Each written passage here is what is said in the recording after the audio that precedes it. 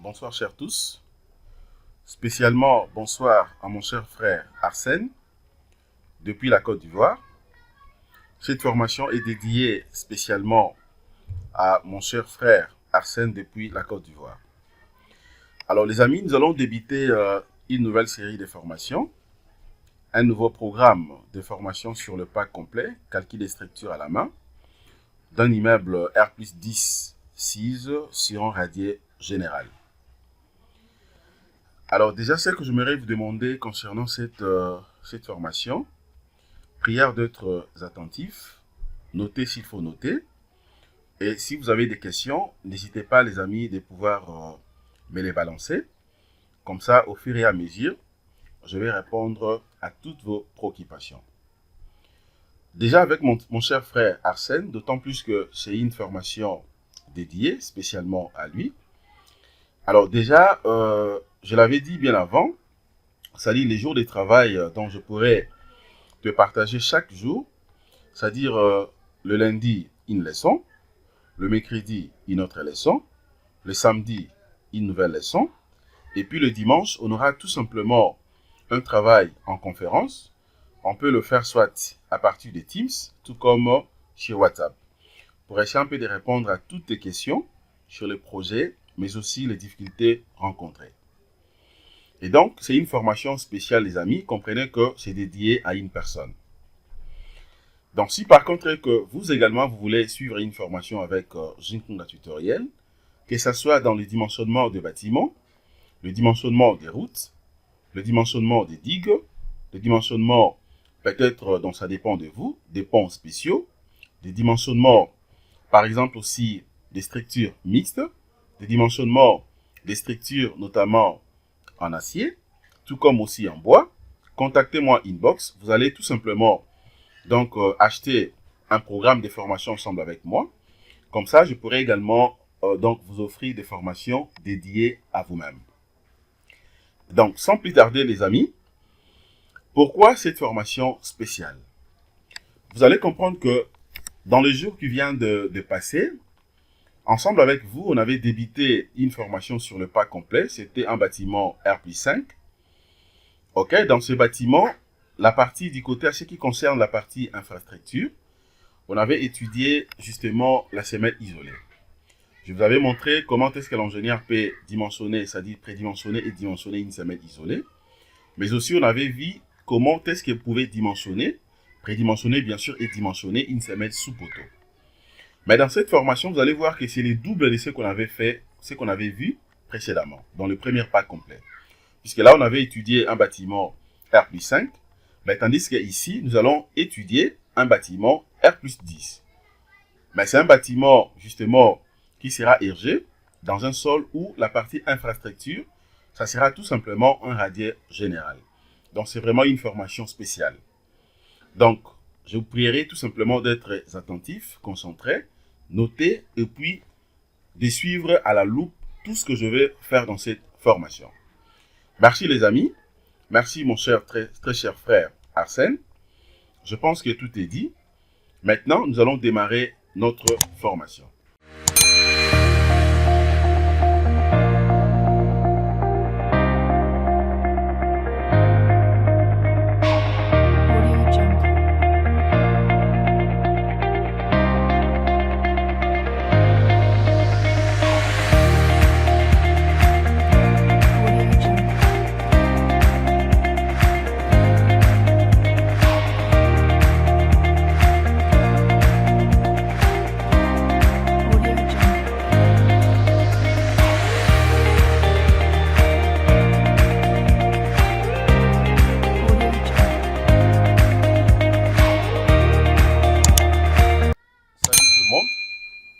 Salut mon cher frère Arsène, depuis la Côte d'Ivoire, comme je l'ai dit au début de mon introduction.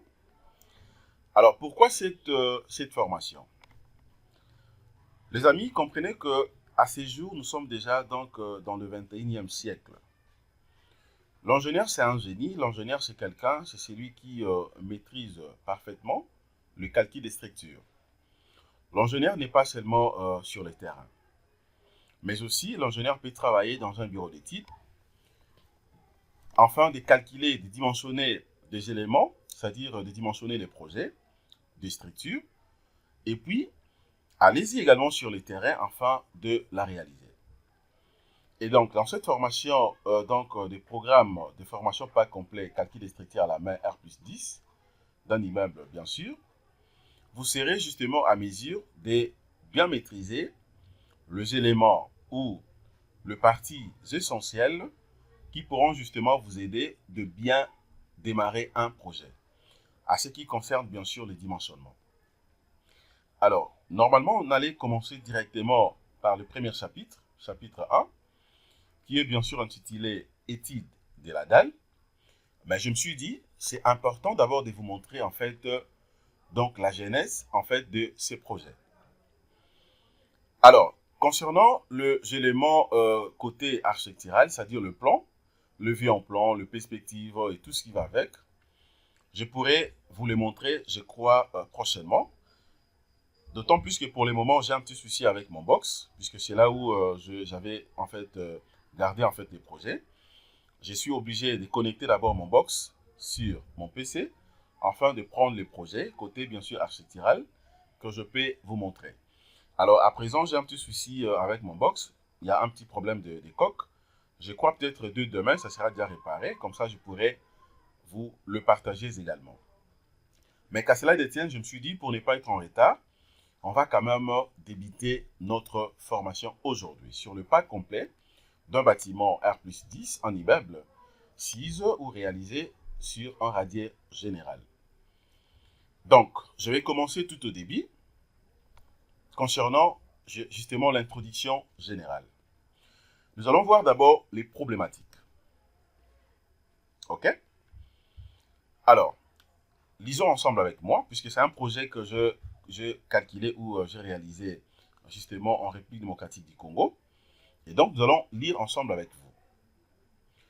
La République démocratique du Congo étant un pays en reconstruction et qui tend à se développer, connaît actuellement une modernisation en pleine croissance.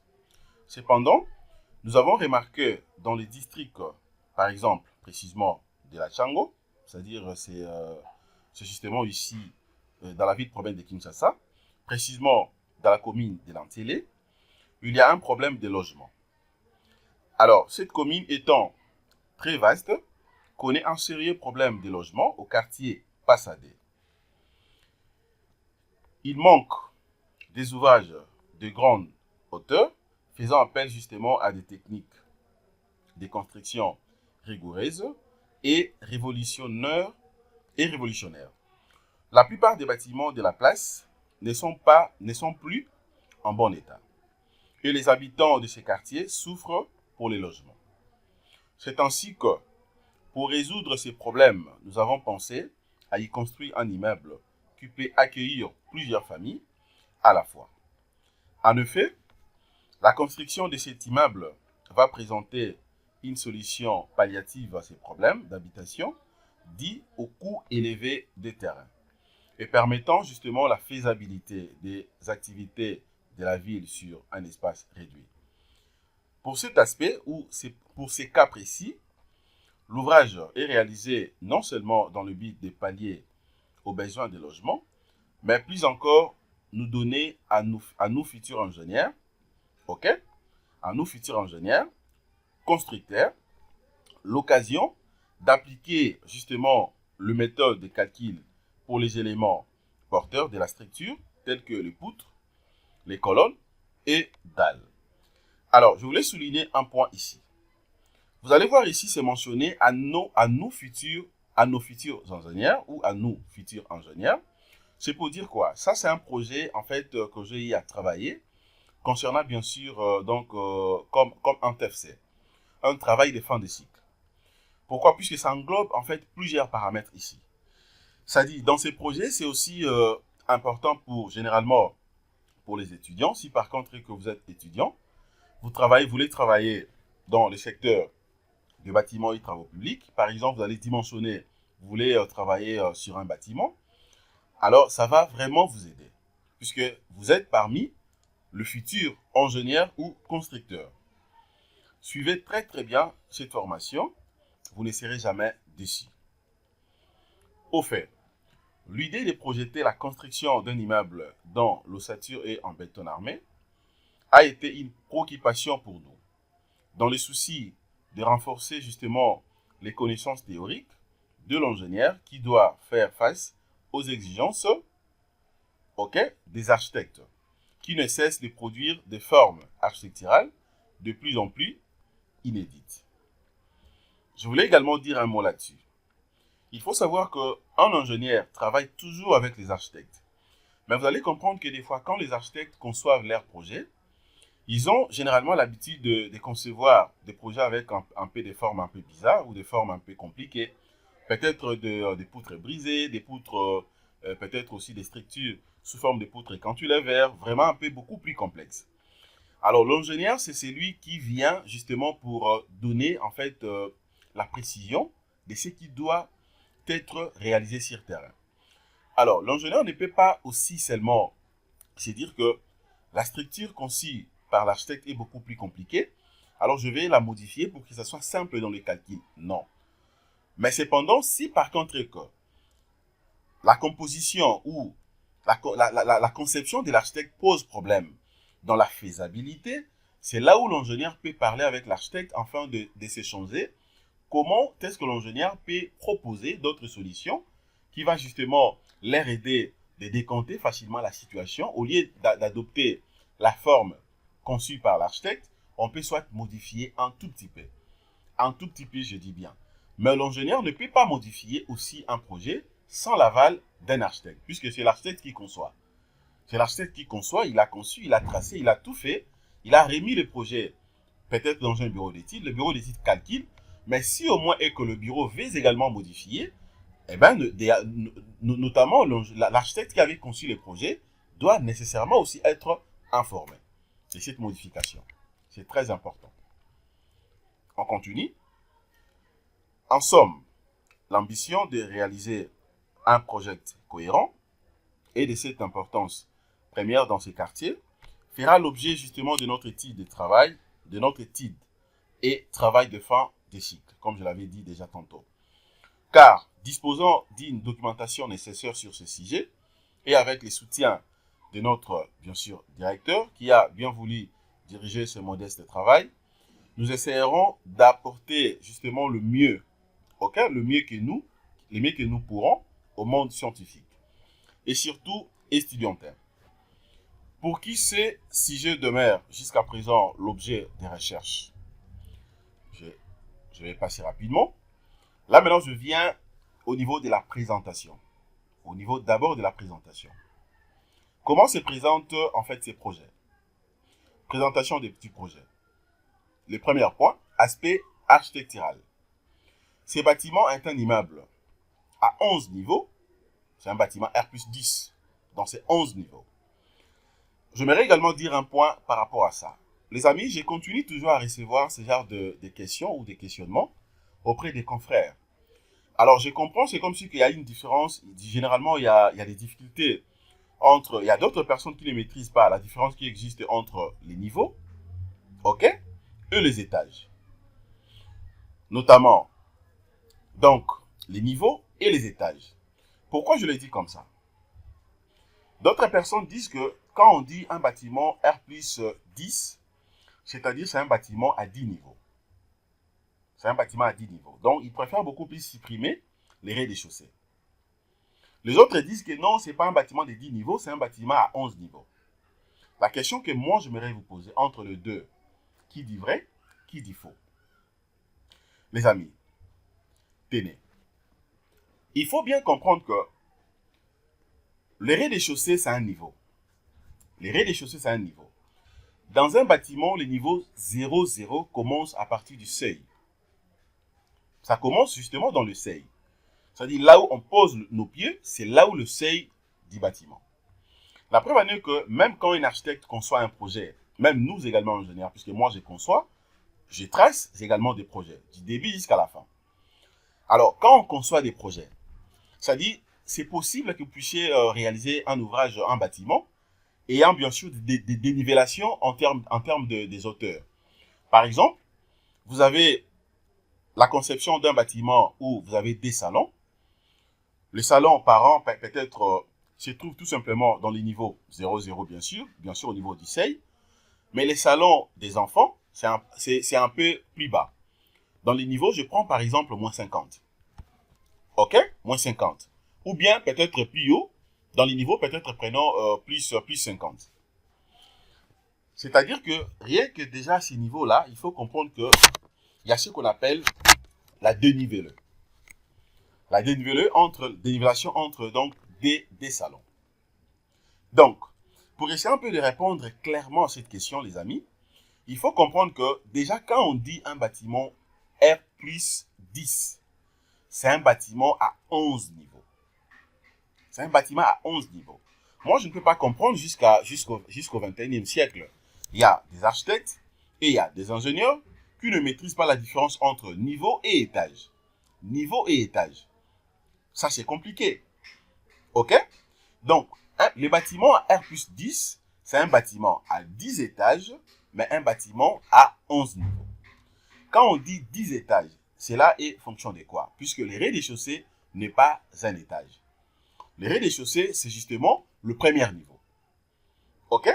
Mais le R plus 1, c'est là où maintenant, on peut dire c'est le premier étage.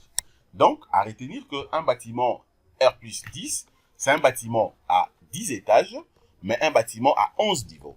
Alors, d'autant plus qu'ici, dans notre projet, OK, dans l'intitulé que je viens de lire tout à l'heure, je parle beaucoup plus des niveaux, raison pour laquelle je dis l'aspect architectural, ces bâtiments internes immeubles donc à 11 niveaux, à usage d'habitation.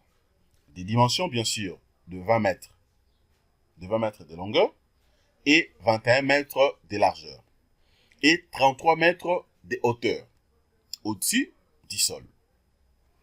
C'est très important. OK? 11 niveaux, des largeurs 22 mètres, des longueurs plutôt 22 mètres, des largeurs 21 mètres et de sa hauteur au-dessus du sol, justement, des 33 mètres. OK? Donc, c'est-à-dire quoi? Si par contre je vais calculer par exemple les niveaux ou bien la hauteur sous plancher, regardez ce que je peux faire. Je vais prendre rapidement ma calculatrice. OK, la leçon d'aujourd'hui, nous allons voir que l'introduction générale. Après ça, on pourra directement passer, nous allons directement voir dans le premier chapitre. OK?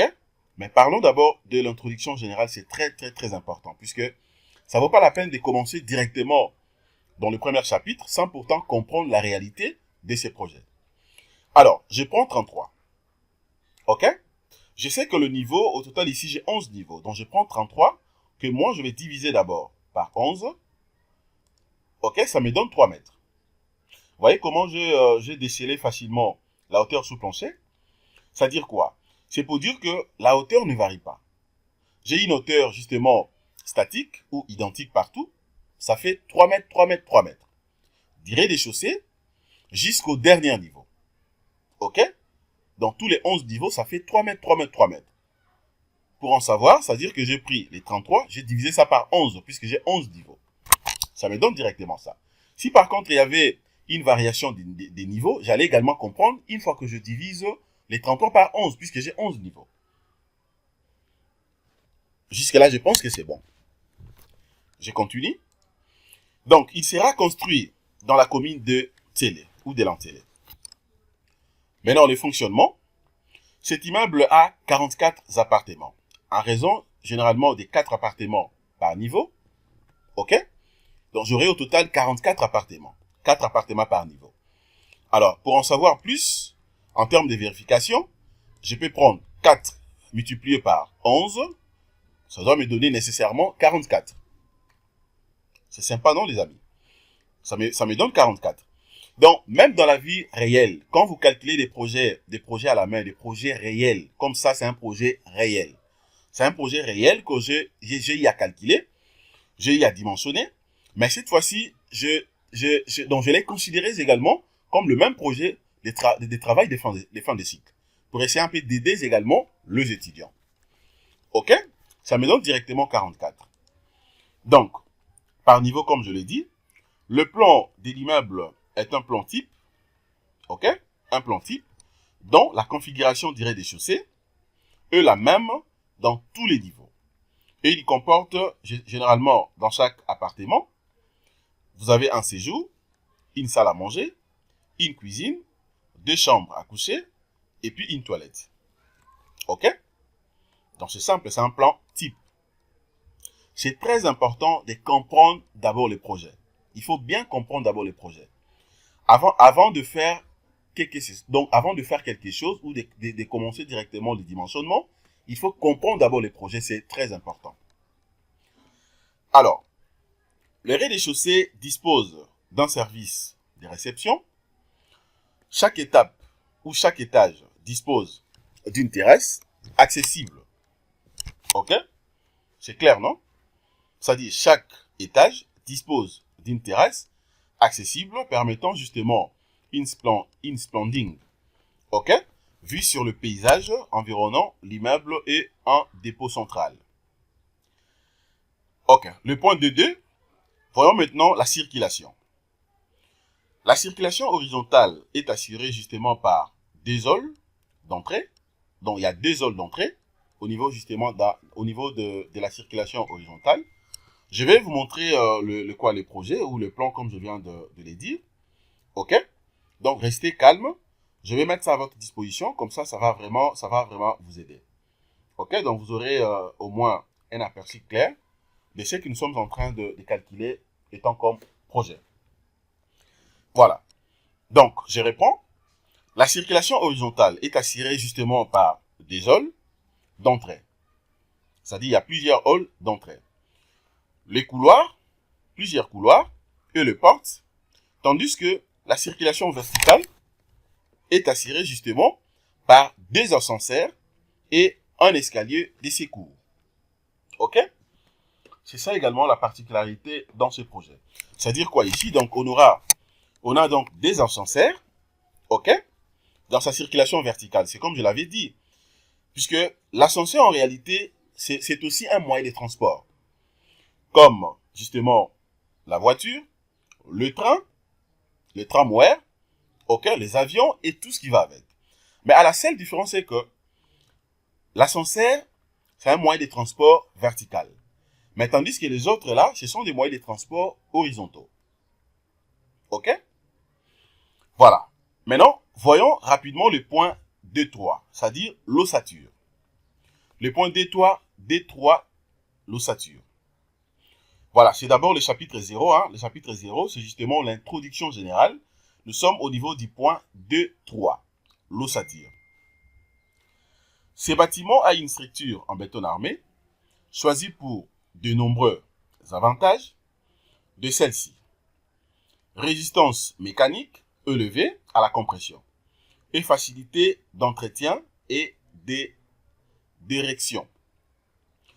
Les façades de celles-ci sont ainsi réalisées en maçonnerie de blocs 13, considérés comme non porteurs, et sa structure est composée justement d'un portique, ok, donc d'un portique en béton armé, qui est justement appelé à reprendre tous les efforts verticaux et horizontaux. Ça, c'est au point de vue ossature du bâtiment. Maintenant, le point 1, 2, 4, l'installation en réseau. Le point 1, 2, 4, 1, voyons maintenant ce qu'on appelle les réseaux d'adduction d'eau. Étant à usage d'habitation, notre immeuble est conçu de manière qu'il n'y ait pas justement carence d'eau chaque fois qu'on aura besoin. L'alimentation en eau est assurée par les réseaux publics, bien sûr de la régie des eaux avoisinantes. On peut aussi renforcer justement, OK, la pression de l'eau par les pompes, c'est-à-dire groupes électrogènes, ce qu'on appelle, pour les cas de la pompe, groupe hydrophore, OK, ce n'est pas électrogène, mais groupe hydrophore.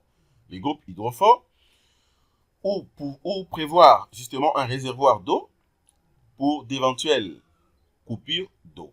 Comme vous le savez, nous sommes en Afrique. À chaque fois, il y a des coupures d'eau. C'est-à-dire que si par contre que vous avez des réservoirs, ça peut être enterré tout comme surélevé, d'eau, des stockages. C'est très important pour ce genre de bâtiments, d'autant plus que nous avons 44 appartements. Il y aura vraiment plusieurs familles là-dedans. Le point 2.3.2, réseau d'assainissement. Pour assurer justement un bon assainissement commode, les eaux de pluie provenant justement de la dalle toiture seront drainées par des chaînons qui justement à leur tour vont les acheminer au collecteur public à travers justement les tuyaux de descente en PVC. Ok? Là c'est clair. Ce qu'il faut savoir comprendre, ce qu'il faut seulement noter est que pour essayer un peu de diminuer tant soit peu les dépenses, c'est-à-dire le ruissellement ou bien l'écoulement des eaux, peut se faire aussi d'une manière gravitaire. Alors, caractéristiques des matériaux. Le béton armé peut être défini comme l'association judicieuse de deux matériaux, c'est-à-dire le béton et acier. Ces aciers sont appelés armatures. On distingue donc les armatures longitudinales, disposées suivant l'axe longitudinal de la pièce, et les armatures transversales disposées dans des plans perpendiculaires justement à l'axe de la pièce. Règlement des calculs du béton armé utilisé. Le point A, notion d'état limite. Très important. Nous allons voir d'abord la définition.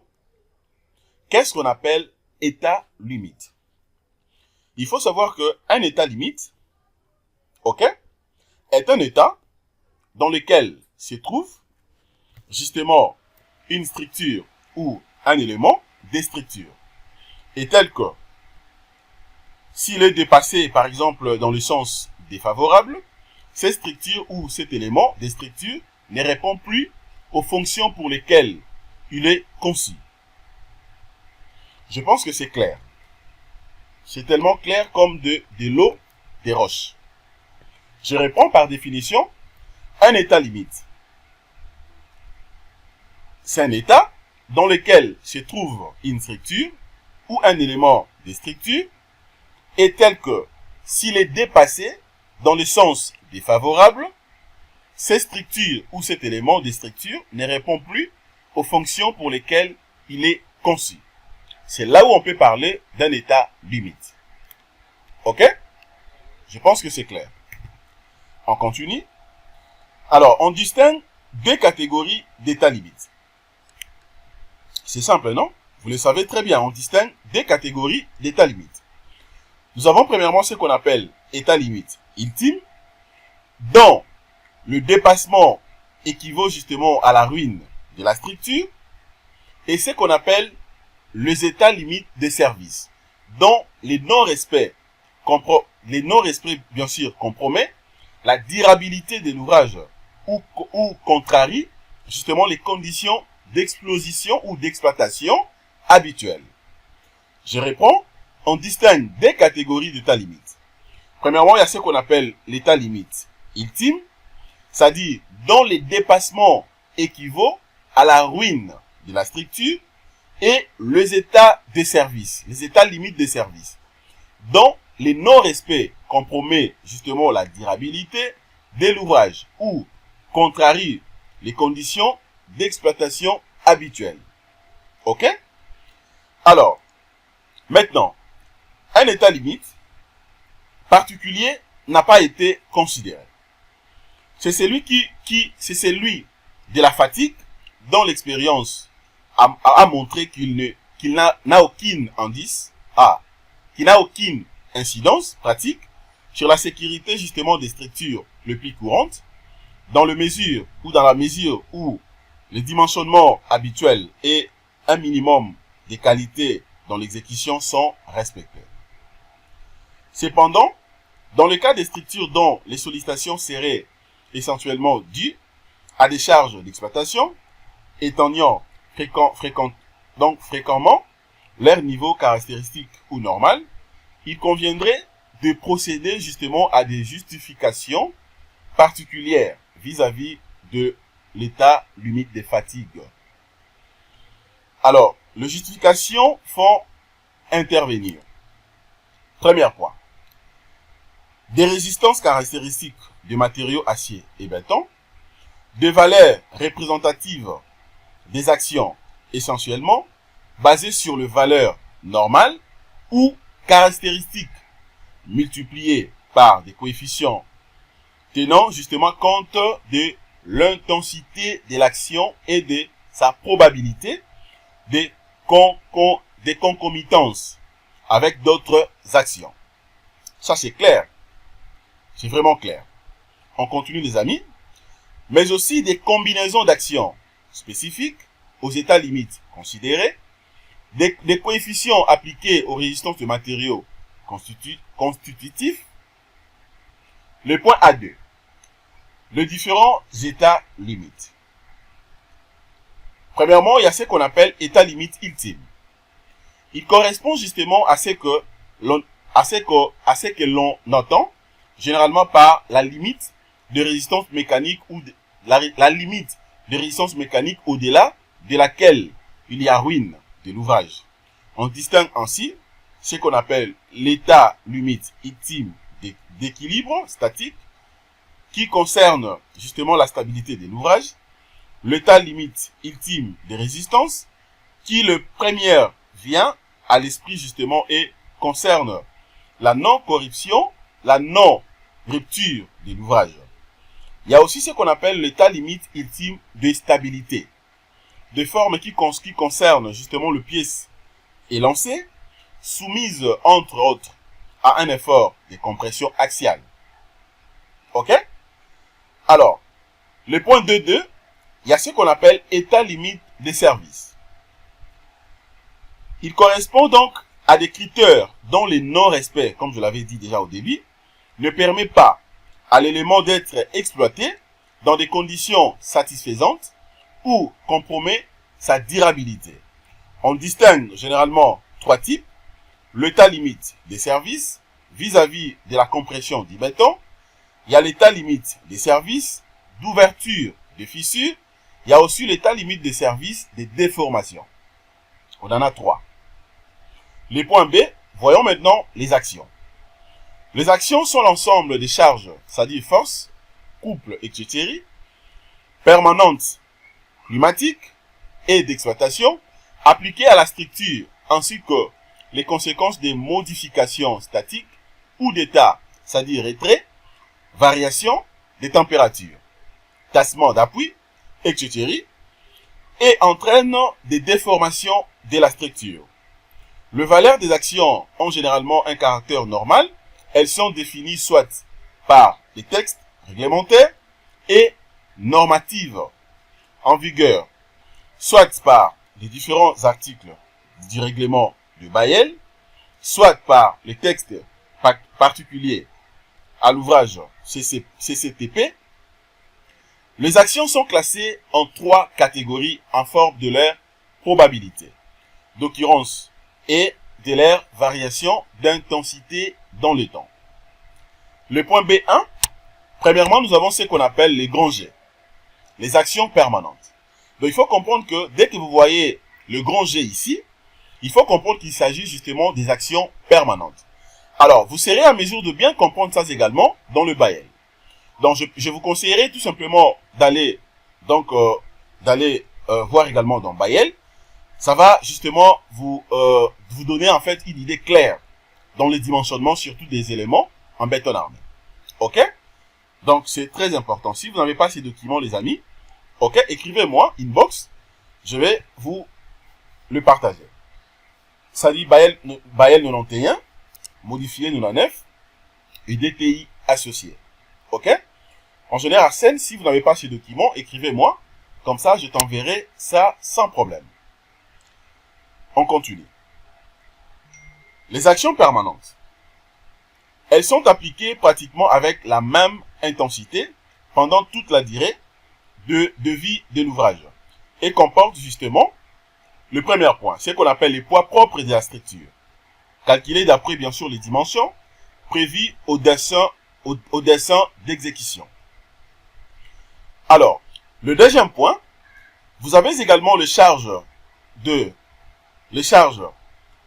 superstructure, d'équipement fixe, les efforts dus justement à des terres ou de liquides dont les niveaux varient les efforts dus aux déformations permanentes imposées à la construction. Le point 2, le BD, vous avez dans les grands qui, c'est-à-dire les actions variables. Elles sont des actions dont l'intensité est plus ou moins constante, mais qui sont appliquées pendant un temps court par rapport justement aux actions permanentes. Elles sont définies par les textes réglementaires et normatifs en vigueur. On distingue premièrement ce qu'on appelle les actions d'exploitation qui sont définies par les conditions propres d'utilisation de l'ouvrage bien sûr ou par des normes, par des normes et le règlement. Le deuxième action, nous avons ce qu'on appelle les actions climatiques définies par des règles neige et vent. Vous avez également les actions dites justement à la température qui à défaut de justification plus précise correspondent justement à de dilatations linéaires relatives.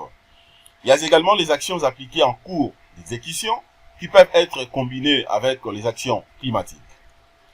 À part ça, les points B3, vous avez également ce qu'on appelle les actions accidentelles. Dans les actions accidentelles, c'est là où on voit justement le séisme. C'est-à-dire ici par contre que le bâtiment que vous calculez, c'est un bâtiment qui sera érigé ou réalisé dans un sol ou dans un terrain de tremblement de terre. Il faut tenir compte également des actions accidentelles. C'est-à-dire les séismes, les actions de feu, choc des véhicules, etc. Ne sont à considérer que si des documents d'ordre public ou le marché le prévoit. Le point C.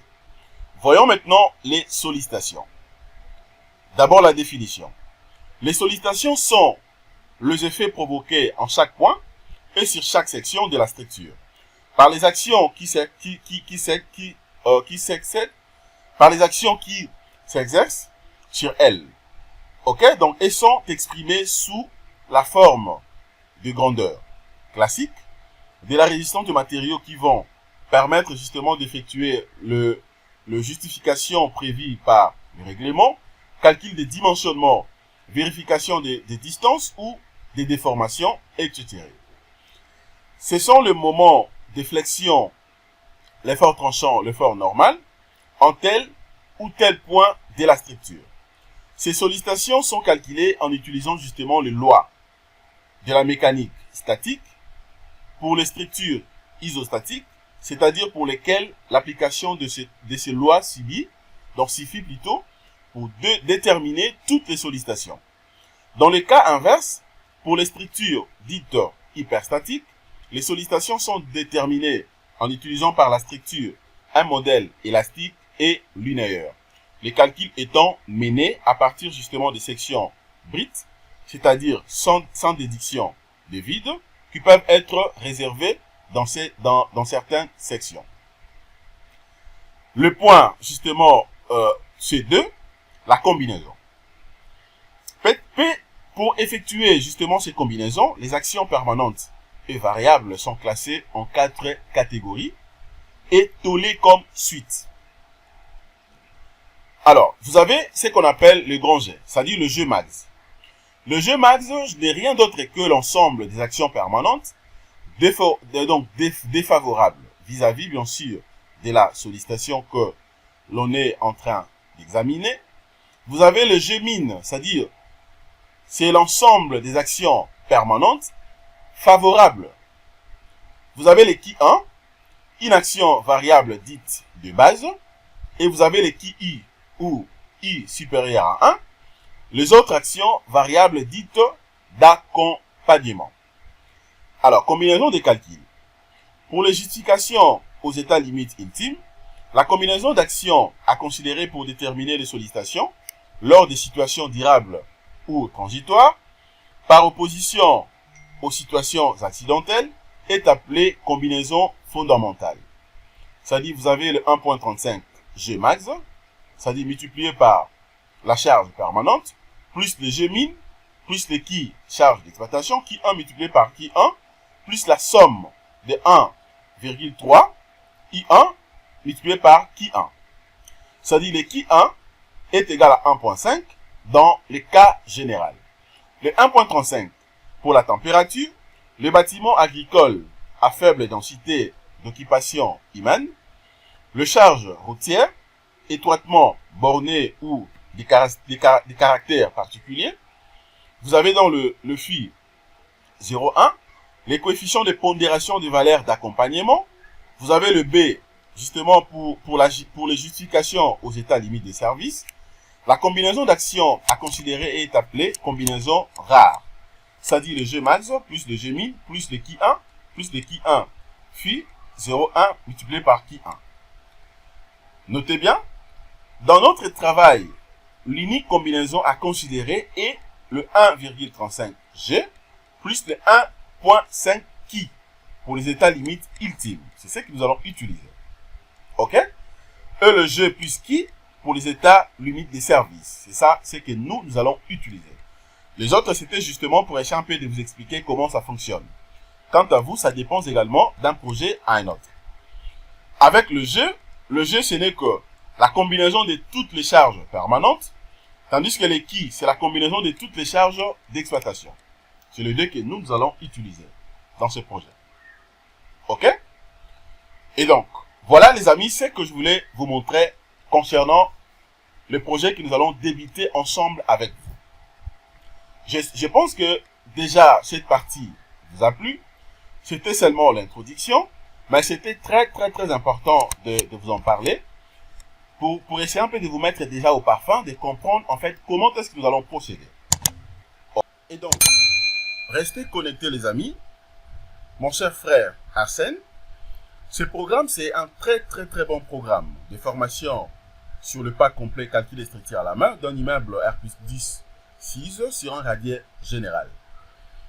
Donc, je peux vous garantir, dès que nous allons terminer cette formation, en tout cas, vous ne serez jamais déçus. Vous allez bien maîtriser le fonctionnement d'un immeuble, d'un bâtiment, du début jusqu'à la fin.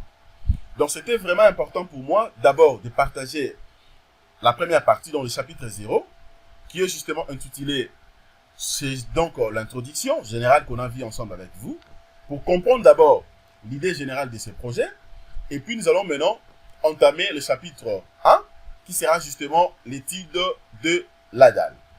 Voilà les amis, ce que je voulais partager ensemble avec vous. Abonnez-vous massivement sur les deux chaînes YouTube, c'est-à-dire Jikunga Tutoriel et Académie des logiciels d'ingénieurs. Pour ceux ou celles qui veulent acheter justement les livres de Robot Structural Analysis, partie béton armé, et récent sur matériaux, n'hésitez pas de me contacter inbox, comme ça je vais donc vous vendre les livres sans problème. Les livres ne coûtent pas assez. Ok, c'est vraiment à un prix très abordable. Merci les amis de votre disponibilité. Merci mon cher frère Arsène, puisque la formation vous est dédiée. Merci à tout le monde. Restez toujours connectés. Excellente soirée. Au revoir.